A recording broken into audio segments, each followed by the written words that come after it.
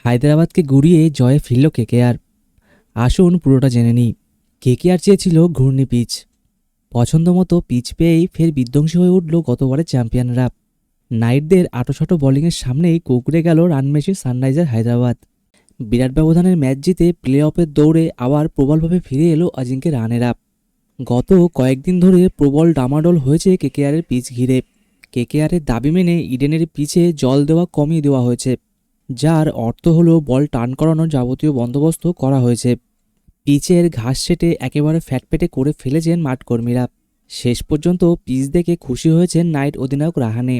টসের সময় সঞ্চালকের প্রশ্নের জবাব দিতে বলেন, পিচ দেখে আমি খুশি, তবে এই পিচে আমরা প্রথম বল করতে চেয়েছিলাম। ব্যাট করতে নেমে ধুঁকতে থাকে কেকেআরের ইনিংস। দ্বিতীয় ওভারে মাত্র 1 রান করে আউট হয়ে যান কুইন্টন ডিকক। ঠিক তার পরের ওভারে আউট হন সুনীল নারিন। যথাক্রমে ম্যাচের হাল ধরেন অধিনায়ক অজিঙ্ক্য রাহানে। লড়াকু হাফ সেঞ্চুরিতে অধিনায়কের সহযোদ্ধা হলেন তরুণ অঙ্গকিশ রঘুবংশী। 32 বলে হাফ সেঞ্চুরি করলেও অগ্রাসী ব্যাটিং করতে গিয়ে উইকেট খোয়ালেন অঙ্গকিশ। তিনি আউট হওয়ার পরে সংজ্ঞার মূর্তি ধারণ করলেন ভেঙ্কটেশ আয়ার ও রিঙ্কু সিংয়ের জুটি। মাত্র 29 বলে 60 রান এলো কেকেআরের সহ অধিনায়কের ব্যাট থেকে। 17 বলে 32 রানে যোগ্য সঙ্গ দিলেন রিঙ্কু। নাইটদের দাপটে 200 রানের পাহাড় গড়ল কেকেআর। কিন্তু প্রতিপক্ষ তো রান মেশিন হায়দ্রাবাদ।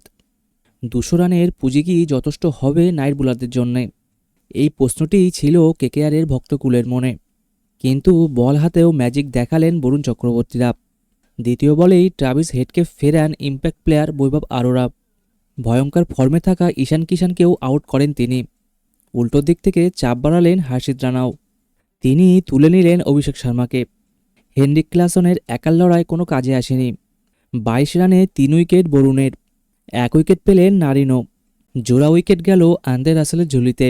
80 রানের বিরাট ব্যবধানে ম্যাচ জিতে পয়েন্ট টেবিলে 5 নম্বরে উঠে এলো কেকেআর। ভিডিওটি আপনার কেমন লাগলো অবশ্যই কমেন্টে জানাবেন এবং লাইক ও সাবস্ক্রাইব করতে ভুলবেন না। আসুন দেখা হচ্ছে আরেকটি নতুন ভিডিওতে।